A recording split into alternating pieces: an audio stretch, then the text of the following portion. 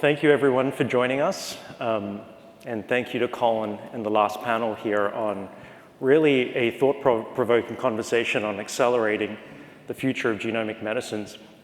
And the panel we have here with you today is really focused on a couple of comments that were described there around shifting the technology paradigm and really the step changes in technology that could help bring these genomic medicines to market faster. So good morning, everyone. I'm Murali, Venkatesan. Really excited to introduce the panel of speakers here. I'm going to start with Thomas Ybert. Thomas is CEO and co-founder of Inscripta. Inscripta was founded in 2014 and is really a leader in desktop DNA and RNA synthesis. Thomas earned his PhD in microbiology from École Polytechnique in Paris and was formerly a scientist with Amyris and Total in their biofuels division. So welcome, Thomas. Next, we have Michael Chen. Michael, good to have you with us. Michael's co-founder of Nuclera and CEO, which he founded in 2013. Nuclera is a leader in desktop cell-free protein synthesis. So really focused on the expression of drug candidates and drug targets in less than 24 hours. Michael got his PhD from the University of Cambridge working with Shankar Balasubramaniam, who's really one of the leaders in this field. Next, we have Jason Kelly. Jason is CEO and co-founder of Ginkgo Bioworks, which many of you may know already.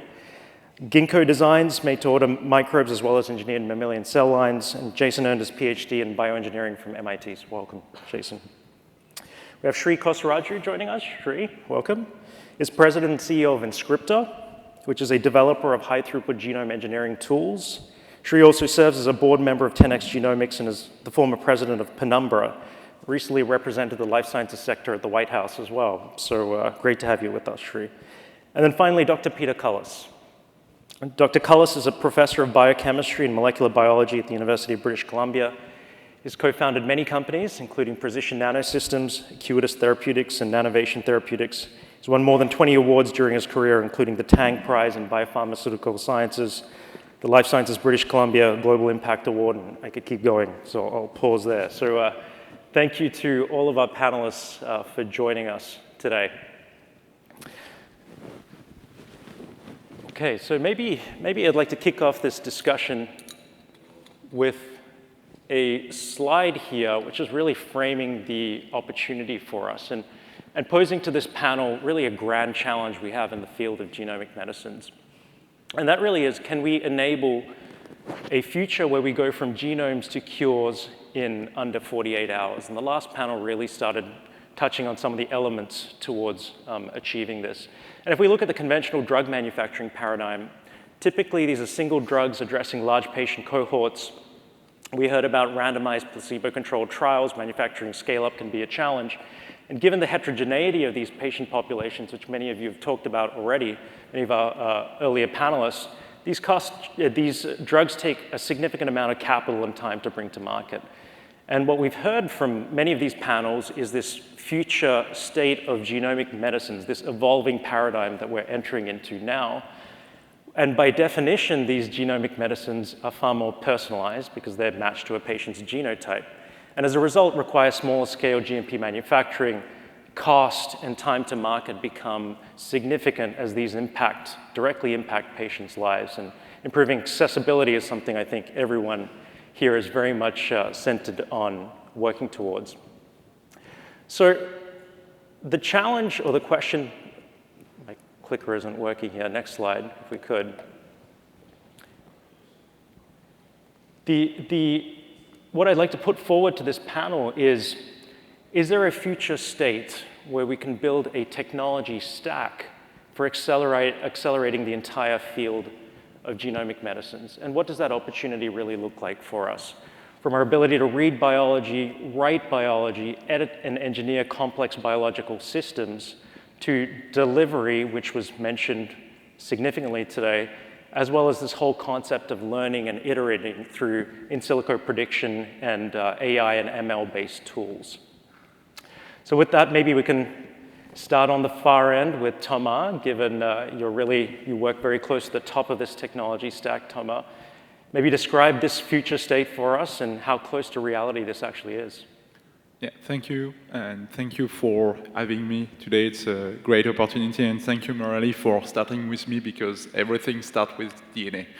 And clearly, when we are talking about programmable medicine, the programmable part is coming from the DNA. And that's always been fascinating to me, that a molecule constituted of A, T, C, and G can program entire ecosystem, entire organism, and entire animals. And so clearly what is less fascinating to me is how we have decoupled that with what is happening in the lab, and the unintegrated process where DNA is outside the lab, is made outside the lab, and it's clearly not helping into getting to the vision you outlined for us, Murali, and to getting quickly to the result. And so what we have done, and this panel is Innovating for Innovation, and we're talking about tools, we have developed a fundamental new technology for making DNA using enzyme. And we have done that not only for what we have discussed previously this morning about automation and miniaturization. Of course, this is greatly helping for that, because we have managed to put a full DNA manufacturing plant into a box that will go into a bench, and we call it syntax. But it's also bringing the solution for the decentralization, or even better, the distribution, because it's enabled people to get access to synthesizing DNA without being expert. Because with the automation, you also need to have accessibility. Like you need to provide some tools that are accessible to everyone. So when I say everyone, of course, I'm talking about professional, but still, you don't want to train professional for tens of years to be able to get to those results. And so clearly, to envisage a future that you have highlighted, Murali, you need to be able to get access quickly, fastly, and efficiently to DNA. And I think that we are getting a part of the solution for that. Yeah, thank you, Thomas. And you touched on some important themes there, which came up earlier today: automation, process control, decentralization. And Michael, you're working on the forefront of that space as well, and proteins are obviously incredibly important for drug discovery, development, as well as manufacturing. So maybe you can share a little bit about this future state vision as well, and your thoughts. Yeah, so when I first came to this field as a grad student, I was training as an X-ray crystallographer, and I call myself a recovering X-ray crystallographer right now because of how labor-intensive and slightly masochistic you need to be in order to practice that art. And I guess I didn't fully anticipate when I went into that. Everyone was telling me that the rate-limiting step there would be the actual crystallography of proteins, actually solving the structure. Well, I can quantify for you that problem. Crystallography, solving the structure of a protein, took me about 3 months when I got proteins in hand to crystallize. But it took me 3 years, actually, just to get those proteins in the first place. And I was working with human helicases, which were challenging, notoriously challenging proteins to make. And the connect here to drug discovery is, as you mentioned, drug discovery starts with protein. I guess it starts with DNA and then goes to protein. So.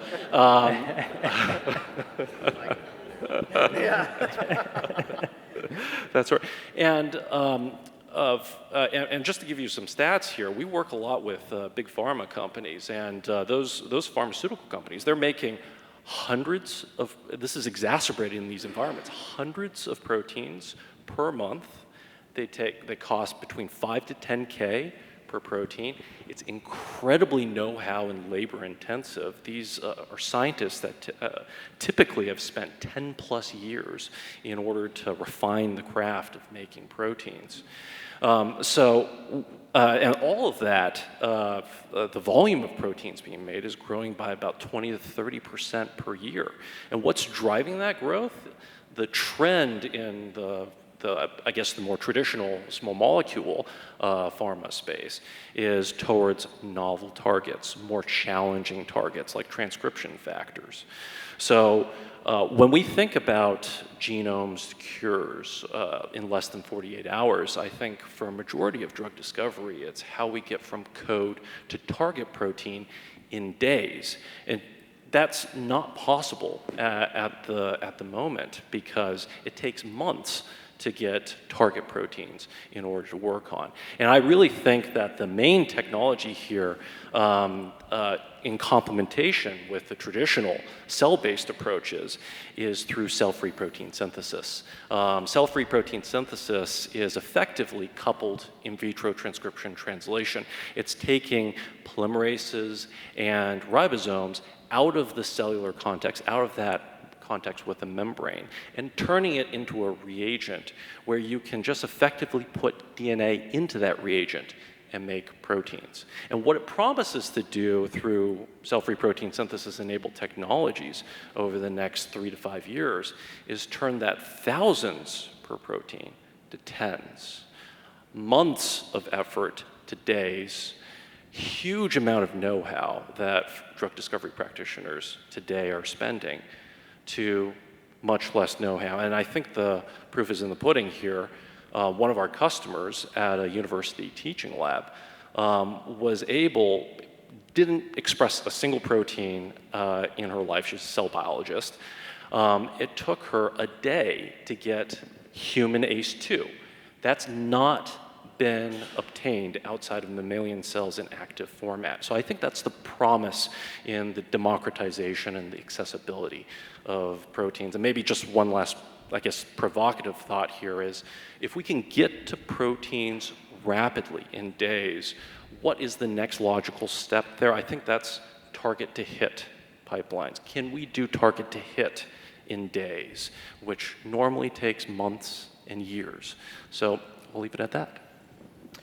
Yeah, no, thank you, Michael, and very relevant to this group as well, who spent this morning, we had fungi with us, talking about nucleases, prime editors, base editors, et cetera. So really an opportunity there. We've also heard a lot about cell-based therapies, mammalian cell line engineering, and the opportunity there. I'd like to bring in Jason here. Maybe you could talk about this overall vision and the complexity of really engineering these cellular-based systems. It'll also stick with our DNA, protein, cells theme. So I hope you're doing organ on a chip, sure, or else you're screwed. Yeah, I'll give a little bit of context on sort of Ginkgo and how we see this. From my perspective, one of the big general challenges is just improving the efficacy of these cell and gene therapies, right? And if you think about where does the innovation come from to do that, one category is scientific advancement, right? People are going to go out, they're going to study biology, going to find new things. Well, what are the tools they're using to do that, right? Well, they're being handed a set of, whether it's new scientific tools being developed, reagents and kits, new pieces of equipment, things like that. They have weapons that they're going out with to try to make those discoveries and improve those therapeutics. And I think one of the core ideas, and it was great to hear from Mitch on the last panel around applying automation to manufacturing, is can we apply automation to build out the tools of research and development so that we give better weapons to those scientists to develop those therapies faster and more efficacious. And that's really what we've been doing at Ginkgo. To give you a sense of scale, we're about 1,200 people today, about a $500 million facility down in the seaport, highly automated labs. We just took the company public last October, raised $1.6 billion in that transaction. All of that funding, I'm not putting into my own therapies, I'm putting into more infrastructure. Right? The model is, if you want to draw the analogy in the tech industry, think like Amazon Web Services, right? You don't have to build a server. Amazon builds it for you, and then you just access it as a service. If you want to think as a pharma company, it's discovery CRO, basically, right? So enabling that sort of as a service, giving people weapons to discover drugs more quickly. And so, we work with Biogen today on AAVs, we work with Selecta on developing improved capsids for improve on immunogenicity, Novo Nordisk, Merck. We just, and to speak to cell therapy, at the SITC meeting a few weeks ago, we shared data on a big 10,000 member CAR library to work on the problem of exhaustion against tumor cells. We're expanding that to a 1 million member library. And again, that's just as a demonstration, right? Really what we want to do is enable all of you who want to develop these therapies to have more efficacious tools to do that. And so I think that to me is one of the trends I'm hopeful is coming, is to enable all the great scientists at your companies to be able to deploy far greater hypotheses than they could do with their own 2 hands or the equipment at their benches. And I think the way we'll hopefully do that is with this sort of model sort of stolen from the tech industry. So, but yeah, anyone who wants to come visit, we're right down in Seaport, and my email's in the docs. So. Yeah, thanks, Jason. And you touched on a couple of themes there around scale and efficacious tools. I think that's a good segue into Shri and what you're doing there at Inscripta around high throughput genome engineering and sort of transforming the way we do discovery there. Please, Shri. Yeah, thanks, Murali. And I want to say thanks for including us in this panel. It's a great event, and I want to thank you all for putting it on. Just to go to your vision, and I want to comment on Mr. Rail's comments this morning about sort of the beginnings of Danaher and the vision he had, and what you see today with a 80,000 person company, $200 billion market cap. I mean, it starts with a big vision, and I love the way you laid that out, for all of us. I'm not a scientist. I'm probably the only one on this podium today that doesn't have a PhD. What draws me to this is I fundamentally believe that biology is going to be transformational, not just in human health, but in the broader economy over the next decade or two, as big as tech has been the last decade. Yes, we innovate in genome engineering. We've done some great things. We started in microbes, have developed some great commercial technology, and we're focused now in mammalian as well. But to me, the ability to get to that vision that you laid out is really about, to me, it's not about science. I think there's a lot of great minds. There's a lot of great effort. It's about business principles, really. And a lot of us on this stage are running innovative companies. It's 3 things. One is, are we close enough to the problem? That was mentioned earlier in one of the sessions. I thought it was a great comment. We have a lot of great scientists that do cool things and innovate, and then it's the question of, okay, so how are we going to use this? How is this going to be impactful or helpful? Being closer to the problem is paramount. Number 2 is innovating with purpose. And what does purpose mean? It means you have a vision that you're going towards. It means you're innovating collaboratively. One thing we see is we can innovate great technology and we release it, but you know what the thing that you forget is it needs to work with everything else around you. It needs to work with the workflow that it's involved in, and it needs to work with the broader process. And we don't do that alone. We have to do that collaboratively, and that word's been used a lot today, and I totally agree. And the last point, I think, in support of the vision is sustainability. And I'm not necessarily talking about environment, I'm talking about financial. We've been fortunate to be in a very robust capital markets. I think someone told me 10 or 15 years ago there were 100 public biotech companies, and today there are 700. That's great, that's massive. I think a lot of them won't survive over the next year or two, and that's unfortunate. So we all need to be around a healthy industry, around healthy partners, and have models that are sustainable, so that we can continue to do what we do day after day for years to come. So I approach this from a slightly different perspective of what I think is needed, or what we think is needed to execute on that vision. But from the genome engineering standpoint, we're incredibly excited about it. We think it plays a big role, and we're excited to be partnering with all of you to develop it. Yeah, thank you, Shri. And to Dr. Cullis, I think you've seen a lot of companies come and go in this field over your time. And delivery, we heard about the importance of delivery today, and how it's really one of the challenges to making this whole field a reality.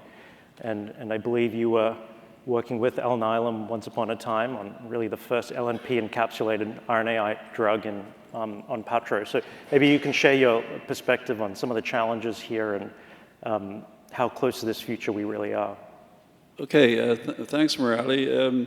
I'm just looking at the title here, Innovating Innovation, and I'm reminded of a comment that somebody made after hearing a artificial intelligence talk, or somebody extemporize on that and say, don't you think it'd be a good idea if we understood real intelligence first?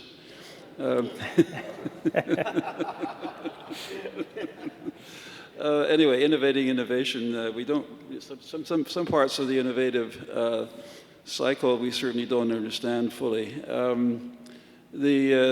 I just wonder, you know, with the 24-hour objective that we're putting in front of us here, I think we are getting closer, but I just want to say that getting there takes a long time. You know, I've been in this field now for, it's got to be 45 years or something like that, and you know, it's been a very, and I think this is true in general as you bring forward new technologies. It's been what you look back and you say it's been relatively slow, but actually it's been quite fast. I mean, after all, we have viruses that have been evolving for billions of years, and now we're doing things that have evolved in a much shorter time than that.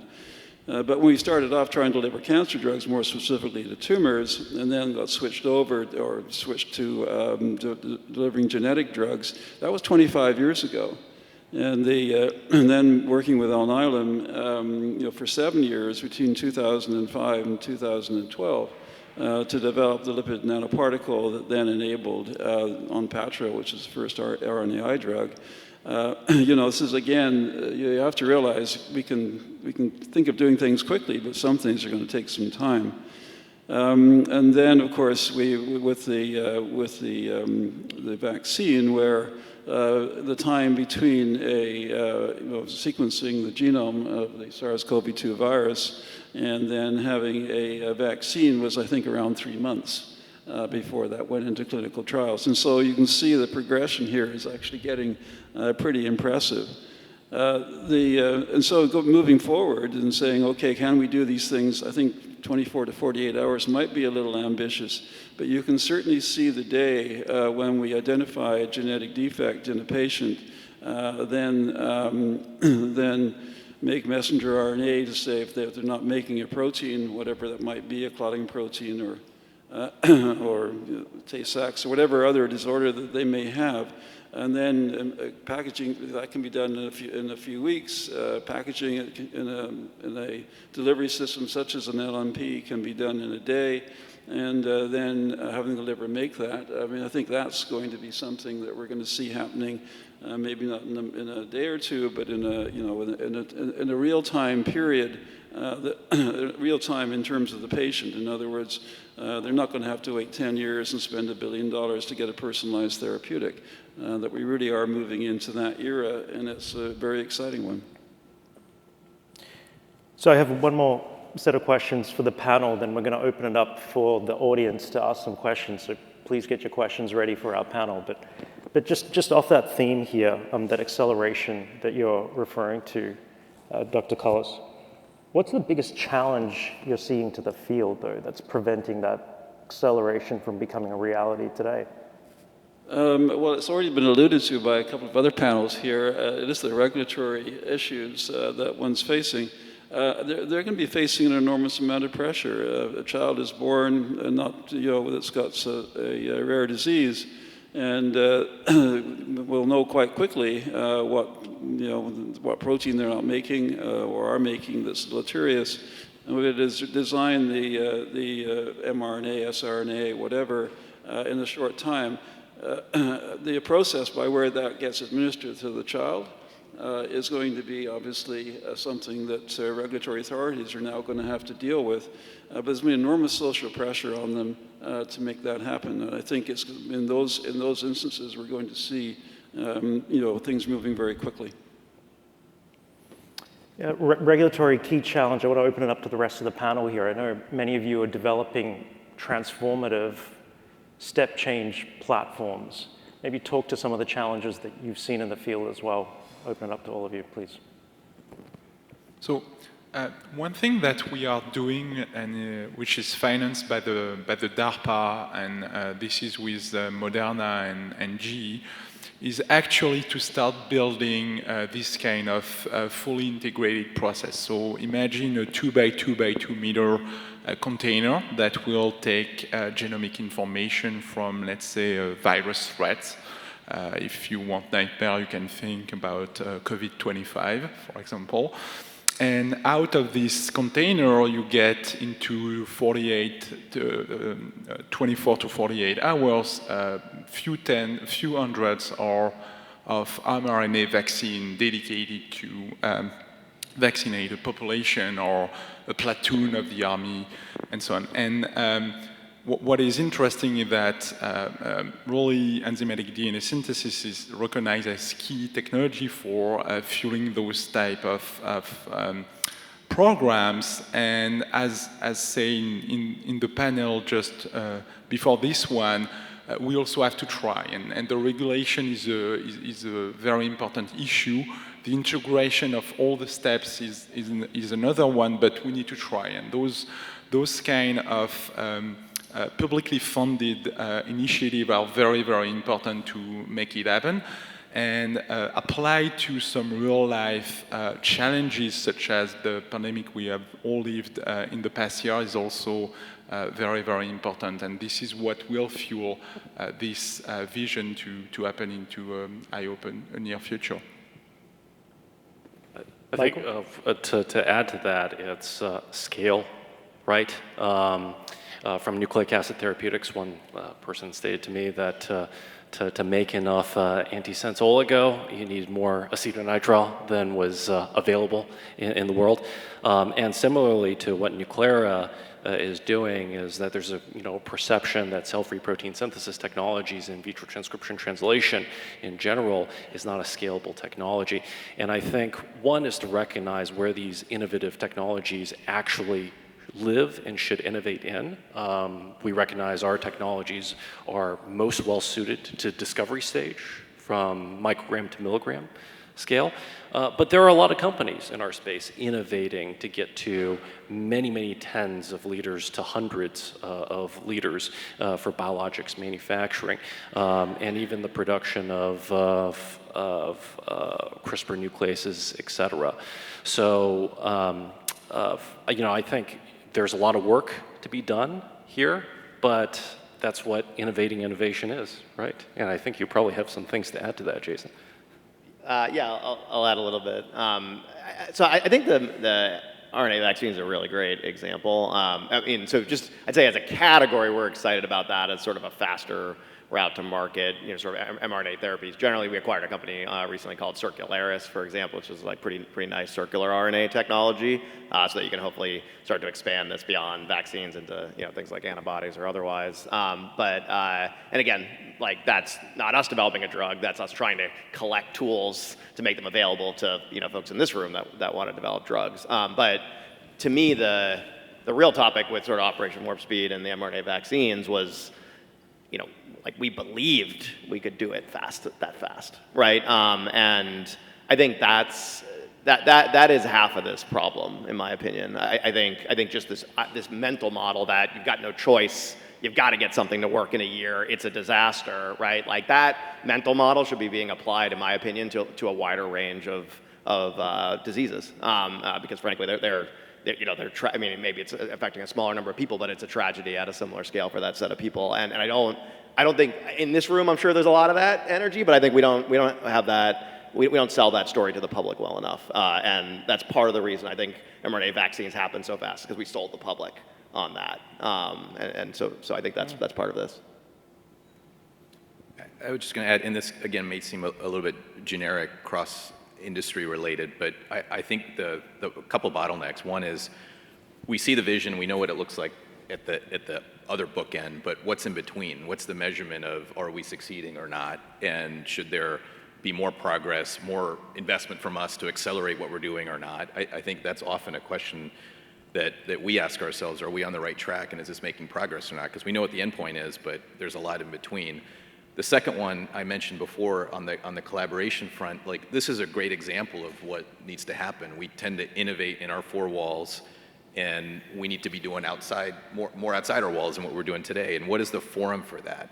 Many great paradigm changes came with some centralized effort that was supported, right? I think this is a great convening body. Some of the stuff the government's trying to do right now, I think is helpful and can be a catalyst to that collaboration. But there definitely needs to be a catalyzing, convening force, I think, to help really drive this. Well, I want to thank the panel. I want to thank the audience for your time today.